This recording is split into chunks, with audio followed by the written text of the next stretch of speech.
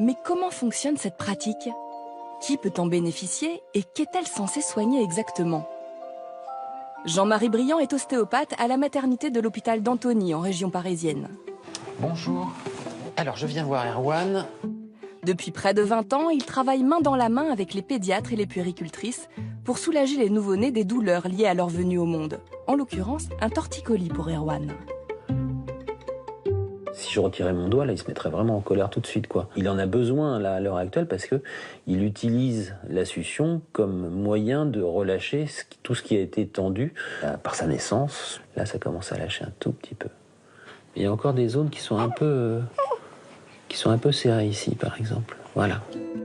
L'ostéopathe ne semble pas faire grand-chose, mais en appliquant une simple pression sur les os du crâne du nourrisson, il décomprime tous les nerfs qui contrôlent aussi bien la succion que la digestion, l'appareil respiratoire ou cardiaque.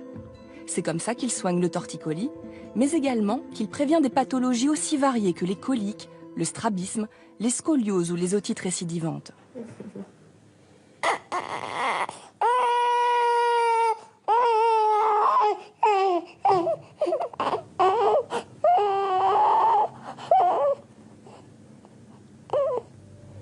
Voilà, ça y est. Mais comment est-il possible de développer une telle expertise avec pour seul outil ses mains? Voilà.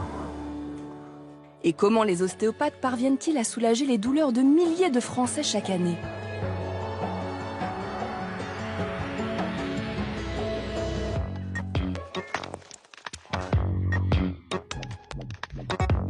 Alice Renavant et Karl Paquette sont danseurs étoiles à l'Opéra de Paris.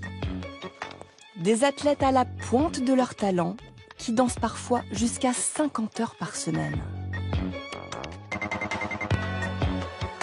Si on nous passait dans une machine un scanner ou un IRM, on verrait qu'on a tous plein de choses et qu'on nous, on ne sent même plus en fait. Voilà.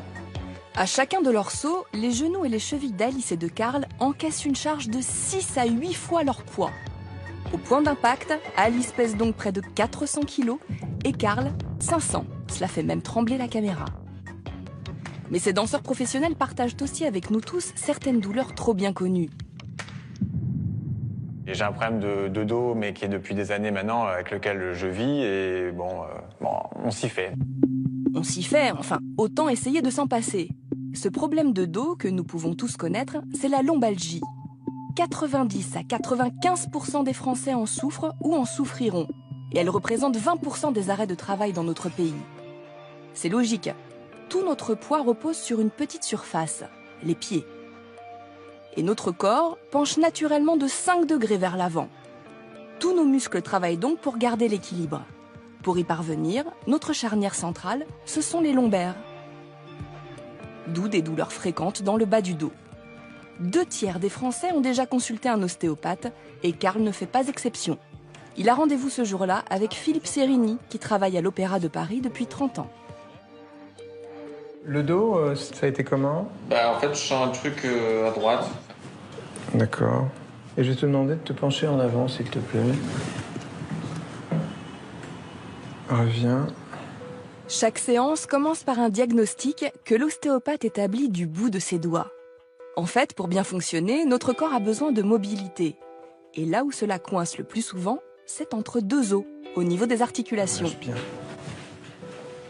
Comme dans le corps, tout est lié, Philippe vérifie chaque articulation et agit sur celle qui ne bouge pas bien.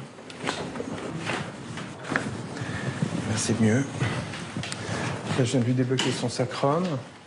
Des gestes qui peuvent faire un peu peur, mais qui sont maîtrisés. Mais que fait donc précisément l'ostéopathe quand il nous manipule ? Il va amener en douceur l'articulation, en l'occurrence celle du cou, jusqu'à son point de blocage. Puis il va dépasser ce point grâce à un petit mouvement rapide. Cela déclenche un réflexe de protection dans notre corps. Les récepteurs, situés dans les muscles et les tissus autour de l'articulation, transmettent un message nerveux à la moelle épinière. En retour, la moelle épinière commande aux muscles de se relâcher immédiatement. Une fois les muscles détendus, le mouvement de l'articulation est libéré. Voilà. Et là, tout a craqué. Voilà. Craquer, oui et non. En fait, ce petit bruit, c'est juste une bulle de gaz qui éclate parfois dans l'articulation. Mais cela n'a rien à voir avec l'efficacité de la manipulation et ce n'est ni nécessaire ni à redouter.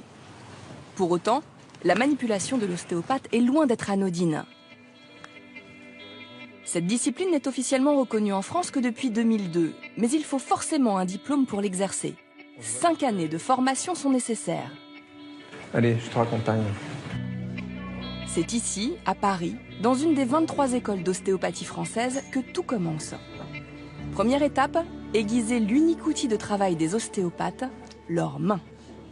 Je vais vous proposer de prélever les uns sur les autres un cheveu et de placer ce cheveu sous une feuille de papier et d'essayer, avec votre main, d'identifier la position du cheveu sous cette feuille de papier. C'est effectivement au bout des doigts que nous avons le plus de récepteurs, 2500 par centimètre carré de peau. Et le toucher, c'est un sens qui se travaille. Évidemment, quand vous palpez sur un patient, on n'est pas du tout en contact direct avec la structure osseuse. Au contraire, il faut petit à petit passer à travers différentes couches de tissu pour arriver à percevoir ce qu'il y a en dessous. La deuxième étape, c'est donc de connaître parfaitement l'anatomie du corps humain. En palpant le patient, l'ostéopathe doit pouvoir détecter l'état des articulations, des muscles et des organes. Et parfois, notre corps nous joue des tours surprenants, comme l'explique Renan Bain, enseignant en anatomie. Alors effectivement, une grande partie de la réflexion de l'ostéopathe va être de comprendre l'origine d'une douleur.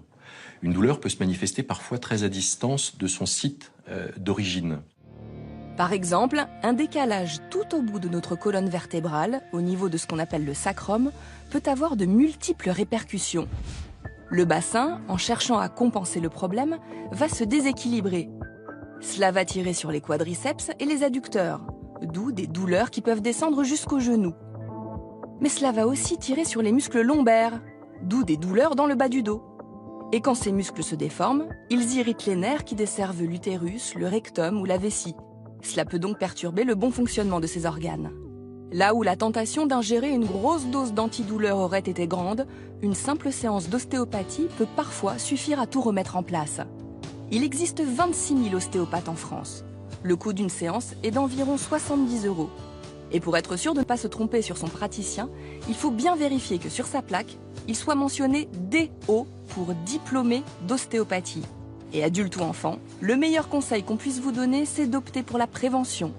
Même si vous n'avez mal nulle part, n'hésitez pas à consulter un ostéopathe assez régulièrement.